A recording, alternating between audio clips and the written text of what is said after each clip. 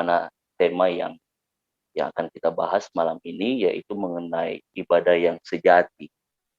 Ibadah yang sejati. Mungkin dari Bapak Ibu Saudara sekalian sudah sering mendengarkan ayat yang nantinya akan kita sharing malam ini dari Roma 11. Kita akan baca 2 ayat saja. Roma 11 ayat 1 dan 2. Ini kalau bisa dibilang ayat favorit beberapa orang juga, yaitu mengenai ibadah yang sejati. Sebelumnya saya mau cek dulu, suara saya jelas kan? Oke, ya. Saya akan ayatnya. Karena itu saudara-saudara, demi kemurahan Allah, aku menasihatkan kamu supaya kamu mempersembahkan tubuhmu sebagai persembahan yang hidup, yang kudus, dan yang berkenan kepada Allah. Itu adalah ibadahmu yang sejati. Janganlah kamu menjadi serupa dengan dunia ini, tetapi berubahlah oleh pembaharuan budimu. Kamu dapat membedakan manakah kehendak Allah, baik, yang benar dan yang sempurna. Nah, sebagaimana saya katakan tadi, kita sudah sangat sering mendengarkan ayat ini. Bahkan saking seringnya mungkin beberapa dari kita udah hafal dengan ayat ini. Khusus di ayat 1 yang di dalamnya ada penekanan mengenai ibadah yang sejati.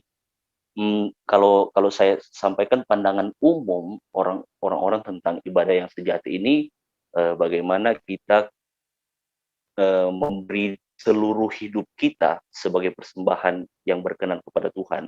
Maksudnya memberi seluruh hidup kita kepada Tuhan, yaitu kita bisa berdampak bagi orang lain, orang-orang di sekitar kita, kita berkorban, kita melayani, bahkan ada yang sampai sangat ekstrim menangkapnya, seperti ada sekte-sekte tertentu, mereka sampai benar-benar menafsirkan ayat ini secara harfiah, yaitu mereka menyiksa diri mereka, dan kemudian berpikir bahwa mereka sudah berkorban sama Tuhan. Nah, pandangan umum seperti ini saya rasa bisa terjadi karena orang memandang Roma 12 ini mulai dari ayat 1 itu sebagai sebuah pokok bahasa yang baru dari kitab Roma, pokok bahasa tersendiri. Padahal ketika kita membaca sebuah surat, itu sifatnya berkesinambungan. Jadi ada dalam teologi itu ada namanya konteks dekat, yaitu konteks sebelumnya. Kita bisa melihat apa yang dibicarakan Paulus sebelumnya, sehingga kita bisa menangkap apa maksud ayat yang disampaikan setelahnya. Itu namanya konteks dekat. Memang secara kalau kita lihat dibagi per pasal ini, memang satu sisi menguntungkan kita ketika ingin mencari ayat-ayat, tapi sisi yang lain bisa mengubah makna. Seperti saya katakan tadi, ketika kita mau menelaah sebuah surat, kan surat itu isinya kayak kalau kita bikin surat lah, misalnya orang-orang tua dulu nulis surat pada pasangannya, masa ada angka 1, 2, 3, ini kan pasal atau ayat-ayat ini nanti abad ke-13, itu baru diberi ayat. Sebenarnya ini memang surat yang tulisannya secara apa istilahnya langsung aja gitu, nggak ada batasan ayat-ayat. Kalau misalnya Pak Indra mau tulis surat cinta misalnya ke Bu Eva, terus ada nomor 1, I love you, kan kayak namanya atau mungkin kayak soal ujian ada nomornya. Jadi kalau kita mau lihat surat, kita harus lihat konteksnya, apa yang dibicarakan, karena itu berkesinambungan. Nah, kalau pembagi secara besar dari surat Roma itu dikenal sebagai surat Paulus yang kalau menurut beberapa pandangan itu surat yang dogmatis, karena ada banyak sekali pengajaran mengenai doktrin-doktrin yang utama di dalamnya. Kalau pembagiannya dari pasal 1 sampai pasal 11 itu dilihat sebagai pengajaran doktrin yang esensial, pengajaran yang sifatnya doktrinal. Kemudian pasal 12 dan seterusnya itu lebih ke arah praktikal. Tapi kalau kita mau lihat dari pasal 12 ayat 1 ini, dia mulai dengan satu kata konjungsi atau kata penghubung. Jadi sudah pasti ada yang melatar belakangi kenapa pasal 12 ayat 1 ini ditulis. Kalau kita mau lihat. Nah, apa yang melatar belakangi pasal 12 ayat 1? Itu kita bisa lihat di ayat sebelumnya, yaitu pasal 11 ayat 36. Saya boleh minta tolong satu orang membacakannya untuk kita. Pasal 11 ayat 36. Roma 11 pasal 11 ayat 36. Ya. Oke, saya bacakan ya. Roma 11 ayat 36. Sebab segala sesuatu adalah dari Dia dan oleh Dia dan kepada Dia. Bagi Dialah kemuliaan sampai selama-lamanya. Amin. Nah, jadi maksud dari kata karena itu, itunya apa? Itunya adalah pembahasan di ayat sebelumnya. Jadi karena 12 ayat 1 ini dimulai dengan kata penghubung, sudah pasti itu berkaitan dengan ayat sebelumnya, karena ada kata penghubung di sini. Bahkan kalau kita lihat di 12 ayat 2, di situ hanya ditulis, kalau LAI menerjemahkannya, janganlah, dimulai dari kata janganlah. Padahal juga sebenarnya ada kata penghubung. Kalau kita mau lihat dalam bahasa aslinya, dia menggunakan kata pertama itu kata kai. Kai dalam bahasa Yunani yang artinya dan.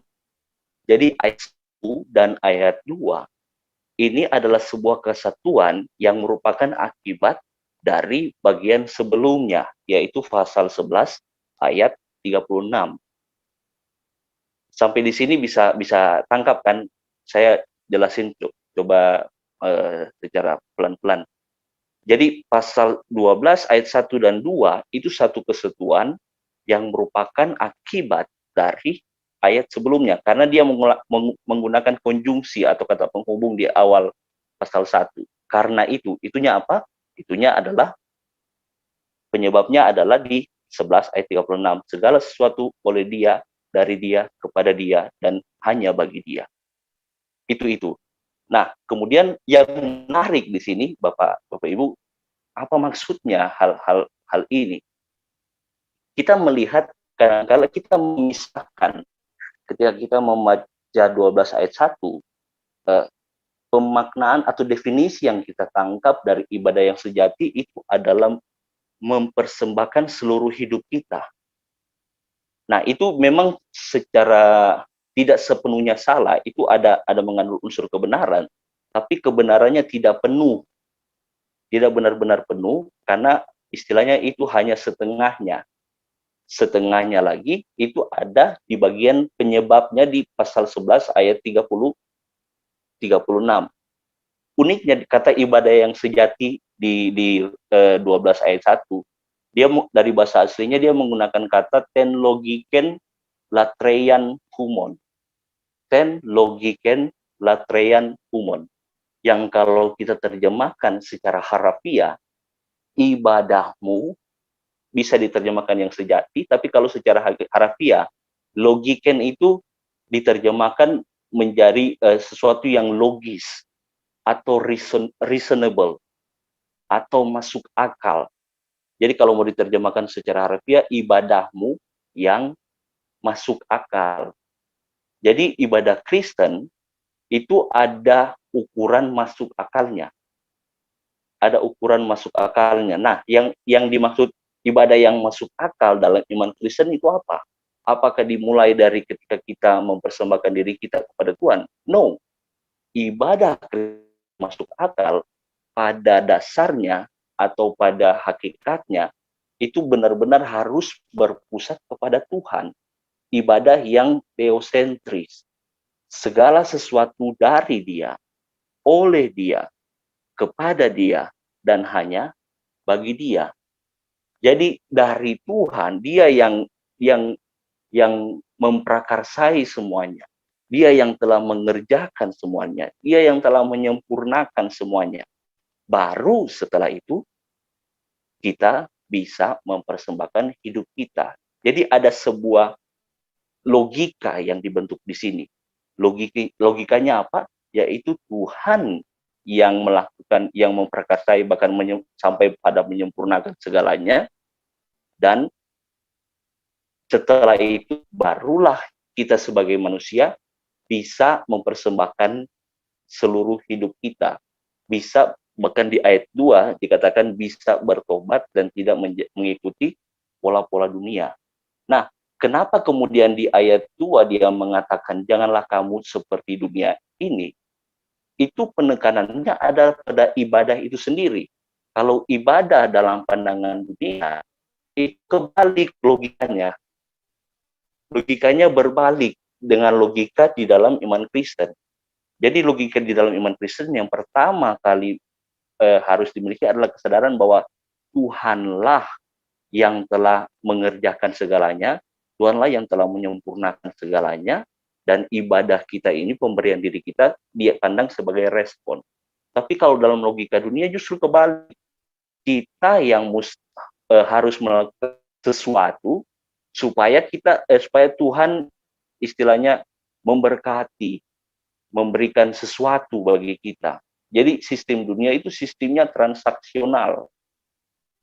Kita bisa lihat ada sistem pahala lah, upah dan lain sebagainya. Tapi ibadah dalam logika Kristen justru membalikkan logika itu. Karena kita sebagai manusia, kita mau istilahnya mau ngasih apa ke Tuhan? Dia sudah punya segalanya. Hanya begitu. Makanya kenapa sekarang kalau bisa saya kritisi, justru kayak kekurangan atau makna dari yang ibadah tidak masuk akal. Ibadah tidak masuk akal adalah ibadah yang mengikuti pola dunia. Nah, contohnya seperti apa? Contohnya kalau saya mau ambil dalam Alkitab, yaitu bangsa Israel. Bagaimana kemudian di tanah Kanaan ketika mereka melihat atau bahkan mendengar kepercayaan orang-orang Kanaan, mereka berpaling kepada Baal karena dalam teologi, karena kepercayaan orang Kanaan itu dewa Asyara mendatangkan kesuburan bagi tanah, kesuburan perempuan-perempuan bisa memperoleh keturunan dan sebagainya. Jadi mereka beribadah dengan maksud supaya mereka mendapatkan sesuatu. Ini logika dunia. Bahasa Latinnya yang sering digunakan do ut des. I give, saya memberi supaya kamu bisa memberi kembali kepada saya. Jadi saya memberi supaya saya bisa menerima. Itu logika yang digunakan oleh dunia. Itulah sebabnya kenapa di ayat 2 Paulus kayak menasihatkan orang-orang di Roma supaya memang mereka bermetanoia, merubah pola pikir mereka dari ibadah cara-cara mereka yang istilahnya mereka ada supaya mereka memperoleh sesuatu menjadi logika Kristen. Mereka beribadah karena sebelumnya mereka telah menerima segalanya. Ini yang merupakan penekanan yang ingin saya sampaikan. Jadi ibadah yang sejati, yang masuk akal dalam iman Kristen, adalah ibadah yang dilandasi atau didasari oleh kesadaran bahwa segala sesuatunya telah Tuhan katakan, telah sempurnakan melalui karyanya, dan kemudian kita sebagai orang percaya kita meresponnya. Jadi ibadah lagi sebuah prasyarat di sini. Kalau saudara-saudara sekalian pernah baca atau mungkin dengar ada sebuah meme bilang pernah perpuluhan, nggak pernah berdoa, nggak pernah, tapi mimpinya pengen masuk surga. Emang lu punya orang dalam. Nah, Kalau kita baca meme kayak gitu, secara logika iman Kristen itu sangat sangat tidak masuk. Ini bukan berarti kita apa istilahnya menyepelekan beribadah, berdoa, memberi persembahan, bukan. Tapi kita melakukannya dengan motivasi atau dasar yang benar. Bukan supaya kita bisa memperoleh sesuatu, tapi karena kita telah memperolehnya di dalam Kristus. Bahkan Paulus bisa menegaskan bahwa Kristus adalah kepenuhan Allah yang diberikan kepada kita. Itu yang sangat sangat penting saya rasa untuk kita bisa sama-sama bermetanoia dari pola pikir yang mengikuti pola pikir dunia kepada pola pikir yang mengikuti iman Kristen yang sejati, ibadah yang sejati, ibadah yang benar-benar masuk akal dalam iman Kristen. Jadi bukan kita yang pertama melakukannya, tetapi Tuhanlah. Ya. Dan ironis memang di dalam gereja banyak sekali kita temui fakta-fakta yang bukan hal yang sebaliknya. Saya kasih contoh misalnya ketika mau mulai ibadah, biasanya kita dalam tanda kutip kita mengundang hadirat Tuhan, kita memanggil Tuhan. Jadi kayak Tuhan itu kayak sesuatu yang harus kita tarik gitu supaya mau datang di ibadah kita, supaya ibadah kita bisa berjalan. Padahal yang sebenarnya, yang sejatinya, Tuhanlah yang telah memanggil kita. Tuhanlah yang telah memanggil kita supaya sehingga kita bisa beribadah. Jadi kita telah diperkenankan terlebih dahulu sehingga kita bisa memasuki ibadah. Karena tanpa kita diperkenankan Tuhan, tidak ada seorang pun yang bisa menghadapnya. Kita bisa ingat bagaimana kisah perjanjian lama, bagaimana apa namanya menanggalkan kasusnya dan lain sebagainya untuk menghadap Tuhan. Saking sesuci itu Sang Tuhan, saking sesuci itu, saking sekudus itu Tuhan. Jadi kalau kita bisa beribadah sekarang ini, perlu kita tanamkan dalam diri kita, yaitu karena memang kita telah diperkenankan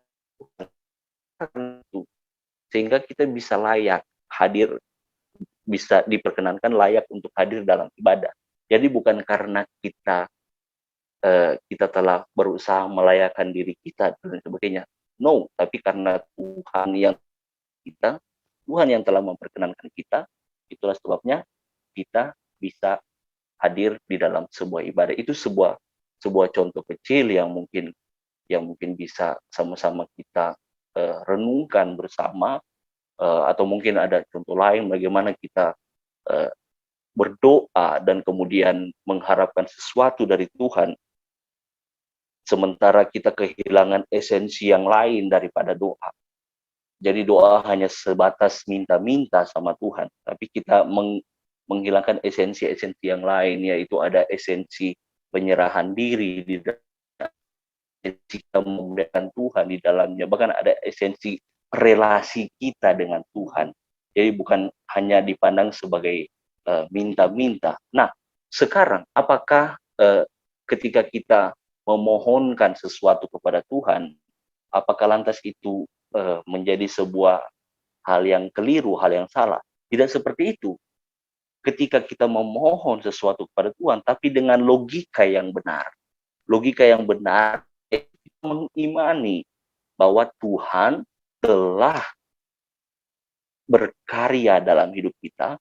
Tuhan bahkan telah menyempurnakan karyanya di dalam Kristus Yesus kepada kita. Itulah sebabnya kenapa kita bisa meminta. Jadi bukan hanya supaya kita mendapatkan sesuatu, tapi memang didasari bahwa kita telah mempercayai bahwa Tuhan telah mengerjakan semuanya di dalam Yesus Kristus kepada kita.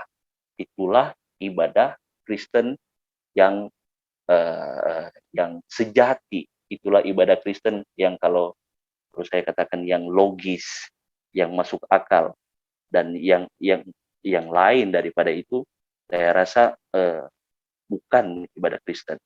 Jadi perlu ingat, ibadah Kristen yang sejati adalah ibadah Kristen yang berfokus hanya kepada Tuhan, ibadah yang teosentris, ibadah yang mengakui, mempercayai bahwa Tuhan mengerjakan segala sesuatu bagi kita, sehingga kemudian dengan atas dasar itu kita bisa mempersembahkan hidup kita kepadanya, kita bisa bertobat dan tidak mengikuti cara-cara dunia.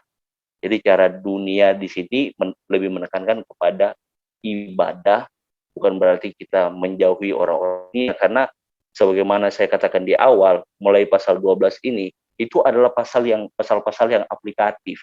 Bagaimana orang Kristen bisa berdampak bagi dunia. Jadi makna ayat 2 ini bukan kita menjauhi dunia. Bahkan Yesus dalam doanya di Yohanes 17, Tuhan bilang sendiri, mereka memang bukan dari dunia, mereka dari dunia. Ini menegaskan bahwa kita diizinkan Tuhan berada di dunia untuk berdampak bagi orang-orang di dunia. Jadi kalau mau menerjemahkan kata dunia dengan menunjukkan kepada orang-orang dunia, saya rasa itu tidak terlalu tepat. Tapi memang ayat 2 ini lebih menekankan kepada bagaimana cara-cara orang dunia beribadah ataupun cara-cara mereka mempercayai Tuhan mereka. Itu aja bisa jaringan mungkin